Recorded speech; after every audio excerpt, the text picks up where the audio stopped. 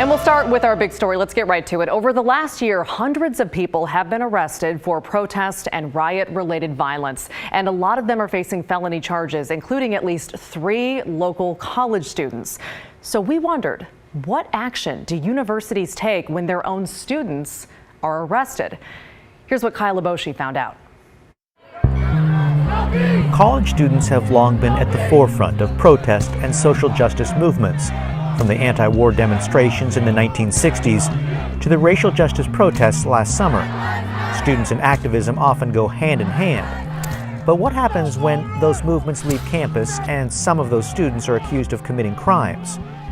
A KGW investigation found local universities vary widely in their handling of arrested students, some taking swift action while others wait for criminal trials to play out. In March, Matthew Klein and his brother Jonathan Peter Klein were arrested by federal agents after allegedly breaching the U.S. Capitol during the insurrection on January 6th. Matthew was a senior at George Fox University at the time, a private Christian college in Newburgh. In an email sent to KGW, a spokesperson for the school said that Klein had been dismissed from the university and is barred from campus, adding that student discipline is dealt with on a case-by-case basis. The university did not comment further due to legal and privacy concerns. Both Klein brothers now face multiple federal charges ranging from conspiracy to destruction of government property. While it's unclear what sort of internal investigation Klein faced, private universities are not required to provide the same due process as public universities.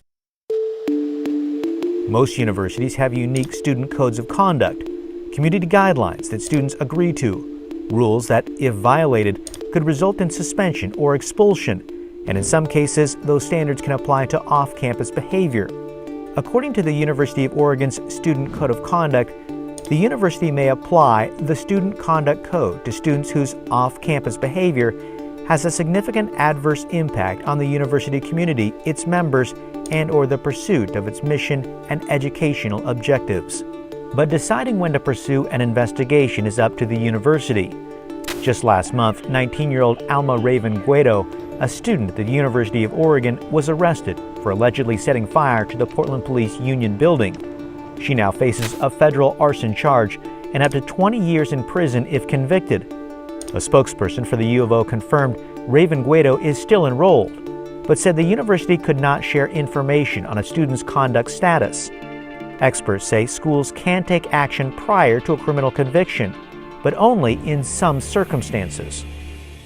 When dealing with potential felony behavior, a school probably can suspend a student while charges are pending if they believe there's a credible threat to the safety of the campus environment. Joe Cohn is the Legislative and Policy Director for FIRE, the Foundation for Individual Rights in Education, a nonprofit that advocates for students' rights on college campuses. But despite the legal gray area, some schools said they wait until criminal trials have concluded before conducting an internal investigation. Theodore Matthew O'Brien is a student at Reed College in southeast Portland. According to police documents, since last July, Matthew O'Brien has been arrested on 4 separate occasions. The 22-year-old now faces numerous criminal charges stemming from protest-related violence, including an April 16th incident where police say Matthew O'Brien smashed the windows of the Oregon Historical Society. In a press conference last month, Portland Mayor Ted Wheeler alluded to Matthew O'Brien's case and called on the student to be expelled if he is found guilty.